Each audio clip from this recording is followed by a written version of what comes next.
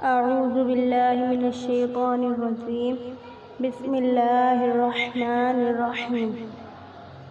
Knowledge home کے سامعین کرام، السلام علیکم ورحمۃ اللہ وبرکاتہ۔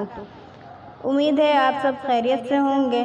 اگر آپ ہمارے چینل پر پہلی بار آئے ہیں تو آپ برائے مہربانی ہمارے چینل کو سبسکرائب کر لیں اور بیل آئیکن کو بھی دبا دیں۔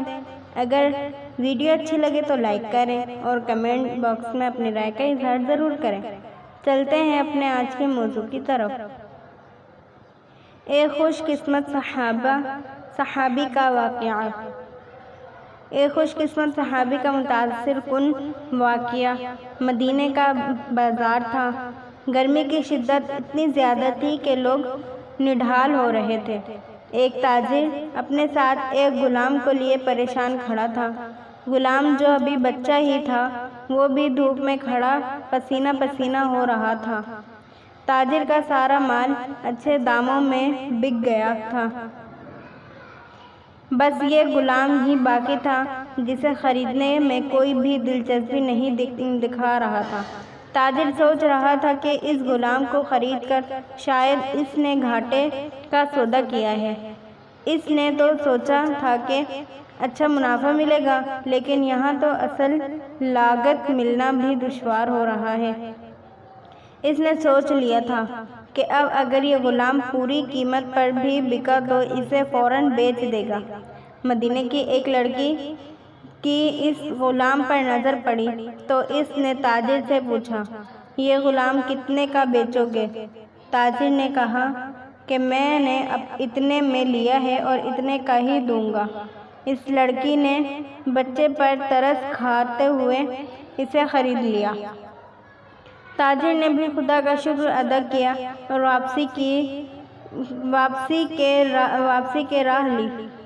مکہ سے ابو حذیفہ مدینہ آئے تو انہیں بھی اس لڑکی کا قصہ معلوم ہوا۔ لڑکی کی رحم دلی سے متاثر ہو کر انہوں نے اس کے لیے نکاح کا پیغام بھیجا، جو قبول کر لیا گیا۔ یوں واپسی پر وہ لڑکی، جس کا نام ثبیتہ بنت معیار تھا، ان کی بیوی بن کر ان کے ہمراہ تھی، اور وہ غلام بھی مالکن کے ساتھ مکہ پہنچ گیا۔ ابو حذیفہ مکہ آ کر اپنے پرانے دوست عثمان ابن عفان سے ملے تو انہیں کچھ بدلا ہوا پایا اور ان کے رویے میں سرد مہری محسوس کی۔ انہوں نے اپنے دوست سے استفسار کیا کہ عثمان، یہ سرد مہری کیوں؟ تو عثمان بن عفان نے جواب دیا کہ میں نے اسلام قبول کر لیا ہے اور تم ابھی تک مسلمان نہیں ہوئے، تو اب ہماری دوستی کیسے چل سکتی ہے؟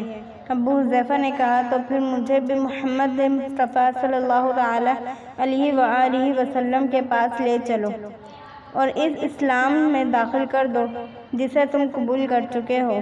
چنانچہ حضرت عثمان رضی اللہ تعالی عنہ نے انہیں نبی کریم صلی اللہ تعالی علیہ وآلہ وسلم کی خدمت میں پیش کیا اور وہ کلمہ پڑھ کر دائرہ اسلام میں داخل ہو گئے۔ گھر آ کر انہوں نے اپنی بیوی اور غلام کو مسلمان ہونے کا بتایا تو ان دونوں نے بھی کلمہ پڑھ لیا۔ حضرت حذیفہ رضی اللہ تعالیٰ عنہ نے اس غلام سے کہا کہ چونکہ تم بھی مسلمان ہو گئے ہو، اس لیے میں اب تمہیں غلام نہیں رکھ سکتا، لہٰذا میری طرف سے اب تم آزاد ہو۔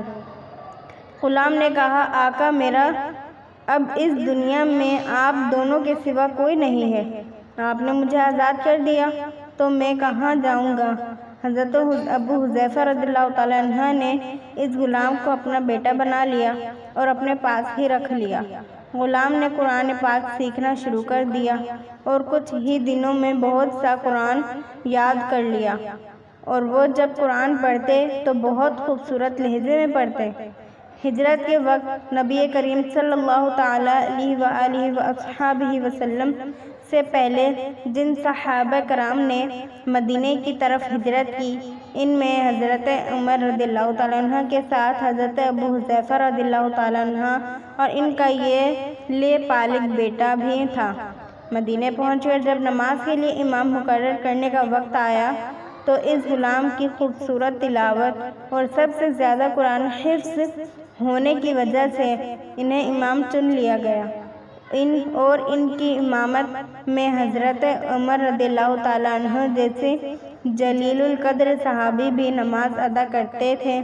مدینے کے یہودیوں نے جب انہیں امامت کرتے دیکھا تو حیران ہو گئے کہ یہ وہی غلام ہے جسے کوئی خریدنے کے لیے تیار نہ تھا۔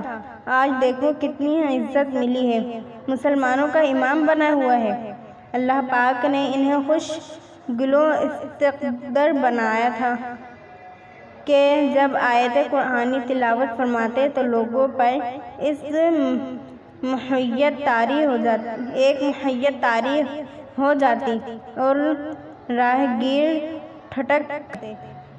ایک دفعہ ام المؤمنین حضرت عائشہ صدیقہ رضی اللہ تعالیٰ عنہ کو رسول کریم صلی اللہ تعالیٰ علیہ وآلہ وسلم کے پاس حاضر ہونے میں دیر ہوئی۔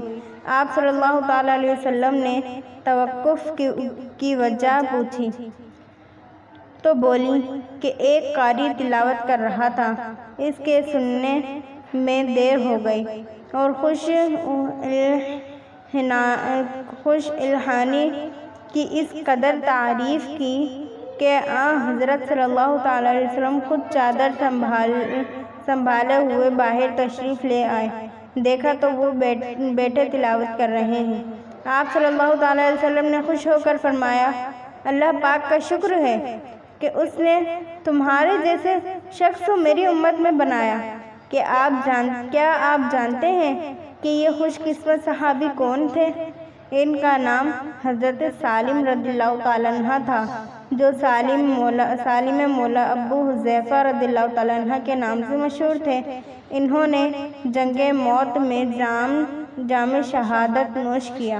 اللہ کا کروڑ رحمت ہو ان پر اور ان کے صدقے ہماری بے حساب مغفرت ہو۔ اللہم آمین۔ صلو علی الحبیب صلی اللہ تعالی علی محمد صلی اللہ علیہ وآلہ وسلم۔ اگر آپ نے ابھی تک ہمارا چینل نالج ہوم کو سبسکرائب نہیں کیا ہے تو پلیز سبسکرائب کر لیں اور بیل آئیکن کو بھی دبا دیں۔ جزاک اللہ خیرا۔